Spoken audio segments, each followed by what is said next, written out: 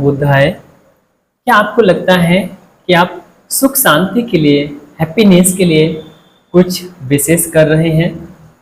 बिल्कुल, आप विशेष कर रहे हैं। आप पढ़ भी रहे हैं। पढ़ने के साथ साथ हो सकता है कि आप कुछ जॉब कर रहे हैं, या आप कुछ खेती किसानी का काम कर रहे हैं, या आप कुछ एंजॉय के लिए कुछ कर रहे हैं। कुछ ना कुछ आप कर रहे हैं सुख शांति के लिए। लेकिन वास्तव में ऐसा हो रहा है कि आप सुख शांति से रह पा रहे हैं? चलिए आज हम सुख शांति के बारे में ही बात करेंगे। देखिए, आप भी एक मनुष्य हैं, मैं भी एक मनुष्य हूँ, और जितने मनुष्य हैं, और यूं कहा जाए कि जितने भी प्राणी हैं इस पृथ्वी पर, वे सभी सुख के लिए चाहते हैं, और सुख के लिए हर व्यक्ति काम कर रहा है सुबह से लेकर शाम तक। क्या वास्तव में वह सुख से रह रहा है? मान के चलिए एक साधारण व्यक्ति है, वह कोई नौकरी कर रहा है, नौकरी करके पैसे ला रहा है, खाना पीना खा रहा है, इत्यादि करके पूरा अपना जीवन गुजार रहा है। क्या वास्तव में वह व्यक्ति सुख से रह रहा है? उदाहरण के तौर पे आपके गांव में कोई टीचर है, और टीचर है तो आज के समय में इंडिया में काफ़ी अच्छा जीवन यापन होता है। टीचर है, अच्छा घर बना हुआ है, अच्छी गाड़ी है उसके पास, उसके बच्चे हैं तो अच्छे स्कूल में पढ़ रहे हैं। क्या आपको लगता है वह व्यक्ति संतुष्ट है? नहीं है। लेकिन आपको कभी कभी लगता है वह व्यक्ति संतुष्ट है। क्यों? क्योंकि आप अपने से तुलना कर रहे हैं कि वह व्यक्ति बहुत सुकून में है। क्यों? क्योंकि आपके पास जो चीज़ नहीं है उसके पास है। ऐसा आप सोचकर तुलना कर रहे हैं कि वह व्यक्ति ज़्यादा सुखी है। उदाहरण के तौर पे आप चाहते हैं कि आपके पास एक गाड़ी हो, चाहे वो 4 व्हीलर ही क्यों ना सही, लेकिन वह 4 व्हीलर आपके पास नहीं है, लेकिन उस टीचर के पास है। जब कभी भी आप जाते हैं तो आपको इस चीज़ का खेद होता है, कितना अच्छा होता है मेरे पास 4 व्हीलर होती, और मैं इस 4 व्हीलर से अपने रिश्ते नातेदारों के रिलेशनों के साथ में जाता, गांव वाले के साथ में जाता, मेरा भी मान सम्मान होता। लेकिन आपके पास नहीं है। लेकिन जैसे ही आप दूसरों को देखते हैं कि उसके पास है, तो आपको लगता है भाई बहुत सुकून से है। तो डियर मित्र, दोस्तों, ये सुख शांति बाहर से नहीं आती है, सुख शांति हमारे अंदर है। तथागत बुद्ध ने इस सुख शांति के बारे में बहुत अच्छे से बताया है। शायद आपको पता होगा या नहीं भी, बुद्ध बनने से पहले वह व्यक्ति एक राजकुमार था, प्रिंस था, प्रिंस, राजा के घर में जन्मा था। राजा मतलब क्या होता है? किसी भी चीज की कोई कमी नहीं, खाने में, पीने में, रहने में। विवाह भी हुआ तो बहुत शीलवती, सुंदर, ब्यूटीफुल, कैरेक्टरफुल फीमेल लड़की से विवाह हुआ, और आप जानते हैं सारी कुछ चीजें थी उनके पास। लेकिन वो संतुष्ट नहीं हुए। क्यों? क्योंकि जिस तरीके से हम लोग सोच रहे हैं सुख उस तरीके से नहीं है। यही हमारी गलती हो रही है। लेकिन सिद्धार्थ गौतम ने सोचा कि सुख पाने का रास्ता कुछ और है, क्योंकि दुख क्या है संसार का उन्होंने जाना।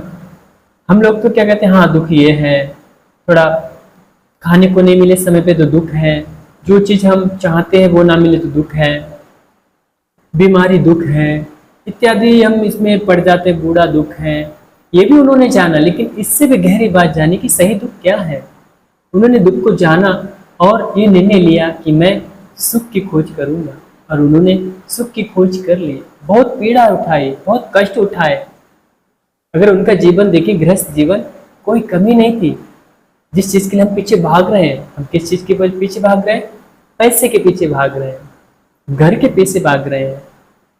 लड़का है तो कोई लड़की के पीछे भाग रहा है, पुरुष है तो कोई महिला के पीछे भाग रहा है, महिला है तो कोई पुरुष के पीछे भाग रही है। इसके लिए ये मुझे मिल जाएगा या मिल जाएगी तो मैं सुकून से, शांति से रह सकूंगा। थोड़ा आप उनको देखिए कि जिनके पास है ये, क्या वो सुकून शांति से है? नहीं। लेकिन आपको कभी कभी लगेगा कि वो सुकून शांति से है, लेकिन ऐसा नहीं है।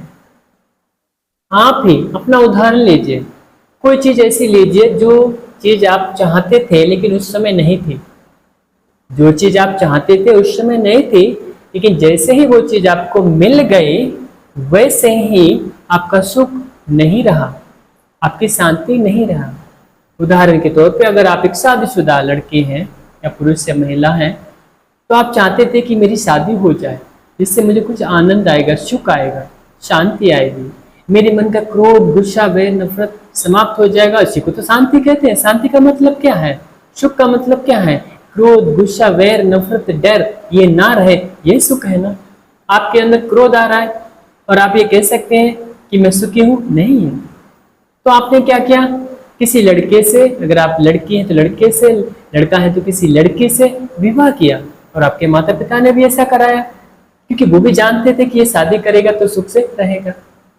वास्तव में क्या आप सुख से रह पाए? हो सकता है कि आप शादीशुदा ना हो, उस व्यक्ति को ढूंढो जिसकी व्यक्ति की शादी हो गई है। और कितने सारे लोग हैं, अपनी मम्मी को उदाहरण बनाओ। आपकी मम्मी का विवाह हुआ, क्या आपकी मम्मी संतुष्ट है? बिना क्रोध, गुस्से, नफरत से रह पा रही हैं? नहीं रह पा रही। क्या कारण है? क्योंकि वो सुख का खोज कर रही है। आप भी सुख की खोज कर रहे हैं, लेकिन खोज करना चाहिए। सुख की खोज बहुत जरूरी है। मनुष्य होने के नाते, being a human, we need to find happiness. हमें मनुष्य होने के नाते एक खोज करनी चाहिए सुख की, लेकिन खोज करने का जो रास्ता है वो हमारा गलत है। हो सकता है आप एक हिंदू व्यक्ति हो, बौद्ध हो, जैन हो, ईसाई हो, लेकिन सुख के मामले में कोई हिंदू या मुस्लिम, सिख, ईसाई नहीं होता है, क्योंकि सुख मन में फील होता है। और हिंदू, मुस्लिम, ईसाई ये केवल बाहर बाहर की दिखावत करती है, जो कोई ड्रेस है, कोई पहनावा है, वो है केवल कर्म कांड है। तो आप सुख चाहते हैं, लेकिन आप सुख कहाँ से चाहते हैं? बाहर की दुनिया से। आंख से रूप देखकर, कान से शब्द सुनकर, नाक से गंध सूंघकर, जीवा से कुछ छूकर या स्वाद लेकर, त्वचा से कुछ स्पर्श करके, मन में कुछ अच्छा सोच के, मतलब आप बाहर से सुख लेने की कोशिश कर रहे हैं। लेकिन तथागत बुद्ध ने बताया है सुख आपके अंदर है। लेकिन आपका कैसा प्रश्न हो सकता है कि सुख हमारे अंदर है लेकिन हमें महसूस नहीं होता? बिल्कुल सही बात है, सुख हमारे अंदर है लेकिन महसूस नहीं हो रहा है। क्यों नहीं हो रहा है? क्या कारण है? क्यों? क्योंकि हम सुख बाहर बाहर ढूंढ रहे हैं। भोजन में, लड़की में, लड़के में, पैसे में, गाड़ी में, एसी में, कंफर्टेबल में। कंफर्टेबल बहुत जरूरी है शरीर की रक्षा के लिए, लेकिन कंफर्टेबल रहकर सुख नहीं मिलेगा। अगर ऐसा है तो क्या आप हमें बता सकते हैं कि बहुत से लोग हैं, बहुत पैसे वाले हैं, सुसाइड करके मर जाते हैं? क्यों ऐसा है? क्यों? क्योंकि कंफर्टेबल और सुख का जीवन, इन दोनों में बड़ा अंतर है। मैं यहाँ एक कुर्सी पे बैठा हूँ, ये कंफर्टेबल है। मैं एक ऊबड़ खाबड़ जगह में बैठ सकता हूँ, वो कंफर्टेबल नहीं है। लेकिन कंफर्टेबल मेरी सुविधा के लिए है, वह कंफर्टेबल मुझे सुख नहीं दे सकता। लेकिन हम लोग क्या सोचते हैं? कंफर्टेबल होगा तो सुख मिलेगा, इसलिए कंफर्टेबल करने के लिए क्या करते हैं? अच्छा घर बनाते हैं, अच्छा बेड डालते हैं, अच्छा टीवी लेके आते हैं, अच्छा एसी लेके आते हैं, अच्छा कूलर है, फ्रीज है, अच्छा भोजन बनाते हैं, स्वादिष्ट डिलीशियस फूड बनाते हैं। लेकिन क्या आप संतुष्ट रह पाए? नहीं। संतुष्ट रहने का कारण हमारे अंदर है, बाहर नहीं है, हमारे अंदर है। तो जैसे ही हम अंदर खोजना शुरू कर देंगे, देखेंगे, खुद देखने को मिल जाएगा कि हमारे अंदर है। वो कैसे आप ढूंढेंगे? क्या रास्ता है? लिख के हम आपको बताते हैं।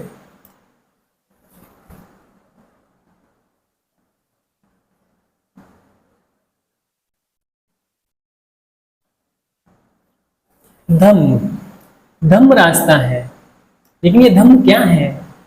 धम्म एक शब्द है। इस शब्द को छोड़कर आप इसके अर्थ को समझें। अगर हम लोग इस धम्म को दूसरी भाषा में कहें तो एक प्रकृति, नेचर, इंग्लिश में लिखे तो नेचर है, प्रकृति है। क्या प्रकृति है? कि अगर आप सुख बाहर खोजोगे तो आपको सुख नहीं मिलेगा, बल्कि आपको पीड़ा मिलेगी। और इसका क्या कारण है? अज्ञान।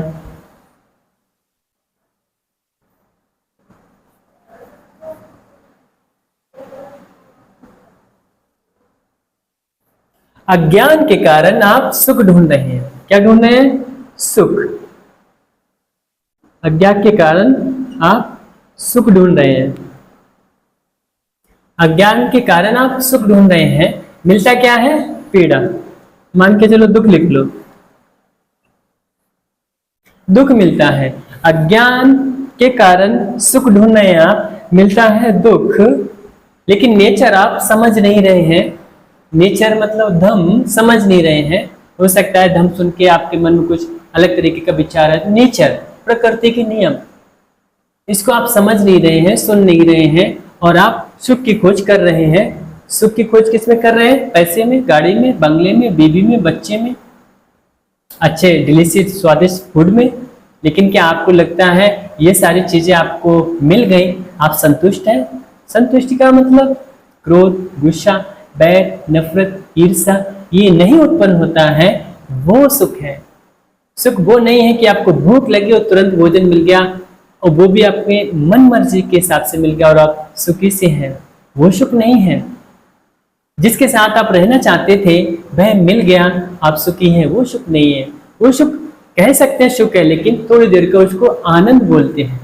आनंद में और सुख में बहुत बड़ा अंतर है। अज्ञान के कारण आप सुख ढूंढ रहे हैं। सुख के पीछे जैसे आप जाते हैं, आप दुख हो जाते हैं, दुखी हो जाते हैं। आप क्या ना समझ रहे हैं? ये धम्म नेचर को नहीं समझ रहे हैं। धम्म नेचर क्या है कि संसार में कोई भी वस्तु बाहर की हमें सुख नहीं देने वाली।